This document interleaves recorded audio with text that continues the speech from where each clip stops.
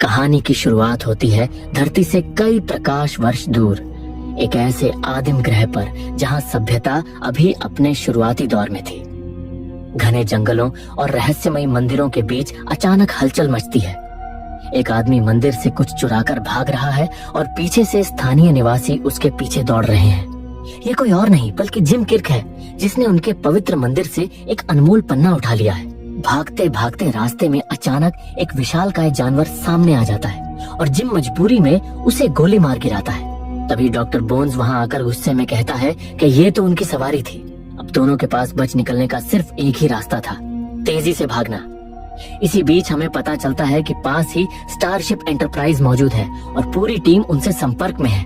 दरअसल जिम ने मंदिर से पन्ना चोरी सिर्फ इसलिए किया था ताकि स्थानीय लोग मंदिर से बाहर निकल आए, क्योंकि वहाँ का ज्वालामुखी फटने वाला था। अगर समय रहते इन्हें निकाला न जाता तो पूरी सभ्यता समाप्त हो जाती और इतना भयानक विस्फोट पूरे ग्रह को चीर कर तबाह कर देता। लेकिन स्टार फ्लीट के सख्त नियम थे कि वे किसी भी आदिम सभ्यता के सामने खुद को प्रकट नहीं कर सकते, वरना उनकी प्राकृतिक प्रगति हमेशा के लिए बदल जाती। इसी नियम के कारण यह मिशन और भी मुश्किल था। ज्वालामुखी को शांत करने के लिए एंटरप्राइज का एक शटल ऊपर मंडरा रहा था, जिसमें उहुरा, स्पॉक और कुछ क्रू मौजूद थे। उनके पास एक विशेष डिवाइस था जो ज्वालामुखी को फटने से रोक सकता था, लेकिन समस्या यह थी कि उसे ऊपर से गिराना संभव नहीं था। किसी को नीचे उतरकर इसे सक्रिय करना था। स्पॉक ने इस खतरनाक मिशन की जिम्मेदारी अपने ऊपर ली और खास सुरक्षा सूट पहनकर रस्सी के सहारे गहराई में उतर गया। लेकिन ज्वालामुखी की भीषण गर्मी ने शटल को नुकसान पहुंचाया और रस्सी टूट गई। स्पॉक नीचे जा गिरा, लेकिन किस्मत से लावा में नहीं बल्कि एक पत्थर पर अटक गया। डिवाइस अब भी सुरक्षित था, बस उसे एक्टिवेट करना बाकी था। दूसरी ओर जिम और बोन्स स्थानीय निवासियों से भागते भागते पानी में कूद गए और तभी सामने आता है एंटरप्राइज। दरअसल पूरे का पूरा समुद्र के नीचे छुपा हुआ था। जैसे ही जिम शिप पर पहुंचता है, उसे खबर मिलती है कि स्पॉक ज्वालामुखी के अंदर फंसा हुआ है। स्पॉक कहता है कि उसे बचाने की कोशिश न की जाए, क्योंकि अगर शिप बाहर निकली तो स्थानीय लोग उन्हें देख लेंगे और उनका पूरा विश्वास तंत्र बदल जाएगा। ये स्टार फ्लीट का अटल नियम था।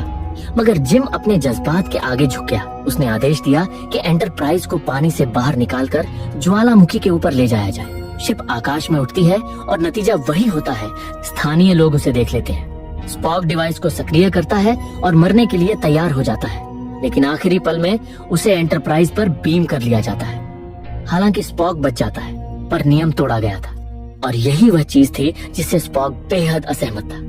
वल्कन होने के नाते उसके लिए नियम सर्वोपरि थे, जबकि इंसान होने के नाते जिम ने जज्बात को चुना। यही फर्क दोनों की सोच को हमेशा टकराने पर मजबूर करता है। अगर स्थिति उलटी होती तो वह शायद कभी नियम तोड़कर उसे बचाने नहीं जाता। जब ज्वालामुखी फटने से रुक जाता है और शिप वापस अंतरिक्ष में लौट जाती है, तो स्थानीय लोग मंदिर की पूजा छोड़कर अब एंटरप्राइज के चित्र को पवित्र मानकर उसकी आराधना करने लगते हैं। उनकी आस्था सदा के लिए बदल जाती है। अब कहानी आगे बढ़ती है और हमें 2259 का लंदन दिखाई देता है। एक साधारण परिवार जिसमें पति स्टार फ्लीट के एक विशेष विभाग में काम करता है और पत्नी अपनी बीमार बच्ची की देखभाल करती है। बच्ची को कैंसर है और उसकी जिंदगी बस चंद दिनों की मेहमान है। तभी एक रहस्यमय आदमी उससे मिलता है और यकीन दिलाता है कि वह उसकी बेटी को बचा सकता है। वह उसे अपना खून देता है और जैसे ही उस खून का इंजेक्शन बच्ची को लगता है, उसकी हालत धीरे धीरे सुधरने लगती है। लेकिन इस मदद की भारी कीमत थी। पिता को एक आत्मघाती मिशन पूरा करना था। मजबूरी में वह फेडरेशन के अपने ही विभाग को विस्फोट से उड़ा देता है और सैकड़ों लोगों की जान चली जाती है। दृश्य बदलता है और अब हम स्पॉक और जिम को देखते हैं। उन्हें कैप्टन पाइक ने अपने ऑफिस में बुलाया है। जिम यह सोच रहा था कि शायद उन्हें कोई नया मिशन दिया जाएगा, मगर असलियत कुछ और थी। स्पॉक ने अपनी पिछली रिपोर्ट में साफ साफ लिख दिया था कि उस ग्रह पर स्थानीय निवासियों ने एंटरप्राइज को देख लिया था और यह सब जिम की जिद के कारण हुआ। इस सच्चाई के कारण कैप्टन पाइक जिम से उसकी कमांड छीन लेते हैं। जिम गुस्से और निराशा में वहाँ से चला जाता है। अगले दिन बार में अकेला बैठकर शराब पी रहा होता है कि तभी पाइक उससे मिलने आता है और लंदन में हुए हमले के बारे में बताता है।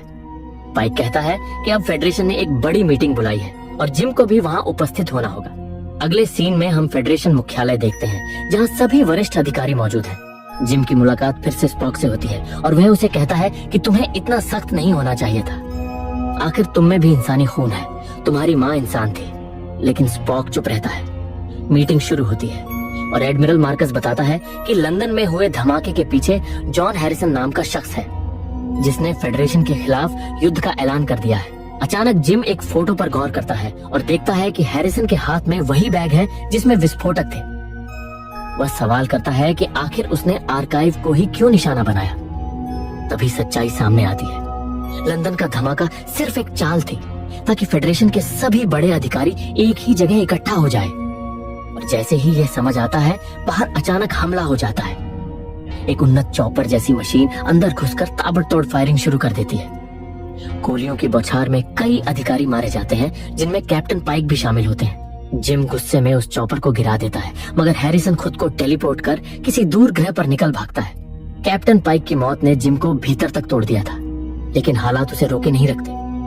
जल्दी ही वो एडमिरल मार्कस से मिलता है, जो हैरिसन का पता लगाने में जुटा था। जिम और स्पॉक साफ कर देते हैं कि हैरिसन पृथ्वी पर नहीं, बल्कि क्लिंगनों के ग्रह क्रोनोस पर छुपा है, वो जगह जहां फेडरेशन और क्लिंगन के बीच पुरानी दुश्मनी के चलते कभी कोई सीमा पार नहीं करता। जिम कहता है कि फेडरेशन चाहे बंधा हुआ हो, लेकिन वो नहीं है। बस उसे दोबारा कैप्टन बना दिया जाए और उसका जहाज लौटा दिया जाए, तो वो खुद हैरिसन को पकड़कर वापस ले आएगा।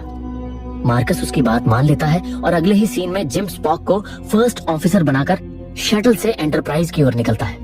रास्ते में वो स्पॉक का शुक्रिया अदा करता है, लेकिन स्पॉक साफ कर देता है कि उनका मिशन ही गलत है, क्योंकि असल आदेश ये था कि अगर हैरिसन ने सरेंडर न किया तो टॉर्पीडो सीधे क्रोनोस पर दाग दिया जाए, जबकि जिम का इरादा उसे जिंदा पकड़ने या मार गिराने का था। इस मिशन में एक नई लड़की एलिस भी शामिल होती है, जो खुद को साइंस ऑफिसर बताती है। जब सभी एंटरप्राइज पर पहुंचते हैं तो इंजीनियर स्कॉट टॉर्पीडो लाने से मना कर देता है। उसका शक था कि इन हथियारों में कुछ छुपा है, जो जहाज और क्रू दोनों के लिए खतरनाक हो सकता है, क्योंकि एंटरप्राइज वार्प कोर पर चलता है और जरा सी गलती पूरी क्रू की मौत का कारण बन सकती है। जिम उसे मनाने की कोशिश करता है, मगर स्कॉट अपने जमीर के खिलाफ नहीं जा पाता और रिजाइन कर देता है। मजबूरी में जिम इंजीनियरिंग की जिम्मेदारी आंद्रे को सौंप देता है। अब एंटरप्राइज वार्प स्पीड से क्रोनोस की ओर निकल पड़ता है और जिम क्रू को बताता है कि अगर हैरिसन ने आत्मसमर्पण नहीं किया तो टॉर्पीडो चलाए जाएंगे, और क्योंकि वहां आबादी नहीं है, नुकसान सिर्फ हैरिसन तक सीमित रहेगा। लेकिन तभी जहाज के कोर में खराबी आ जाती है और एंटरप्राइज क्रोनोस से 20 मिनट की दूरी पर ठहर जाता है। जिम, स्पॉक और उहुरा छोटे स्पेसक्राफ्ट से क्रोनोस की ओर बढ़ते हैं और सोलो को अस्थायी कैप्टन बनाकर आदेश देते हैं कि अगर हैरिसन न माना तो ब्रॉडकास्ट भेजे और टॉर्पीडो लॉन्च करे। जैसे ही उनका क्राफ्ट ग्रह में दाखिल होता है, क्लिंगन शिप उनका पीछा करने लगते हैं। किसी तरह बचते बचाते वो छिपते हैं, लेकिन अंत में गिर ही जाते हैं। जिम उहुरा को आगे भेजता है, क्योंकि उसे क्लिंगन भाषा आती है। उहुरा क्लिंगनों को समझाने की कोशिश करती है कि उनका मकसद सिर्फ फेडरेशन के भगोड़े को पकड़ना है, जंग छेड़ना नहीं। मगर क्लिंगन उस पर हमला कर देते हैं और लड़ाई शुरू हो जाती है। तभी अचानक एक रहस्यमयी शख्स आकर सभी क्लिंगनों को मार गिराता है। वो हैरिसन निकलता है, जो खुद को खान कहता है। खान टॉर्पीडो की गिनती पूछता है और स्पॉक बताता है कि जहाज पर 72 है। ये सुनते ही वो अचानक सरेंडर कर देता है। जिम गुस्से में कैप्टन पाइक की मौत का बदला लेने के लिए उस पर मुक्कों की बरसात करता है और फिर उसे कैदी बनाकर एंटरप्राइज पर ले आता है। लेकिन उसके मन में सवाल उठता रहता है कि इतना खतरनाक इंसान इतनी आसानी से हार कैसे मान गया।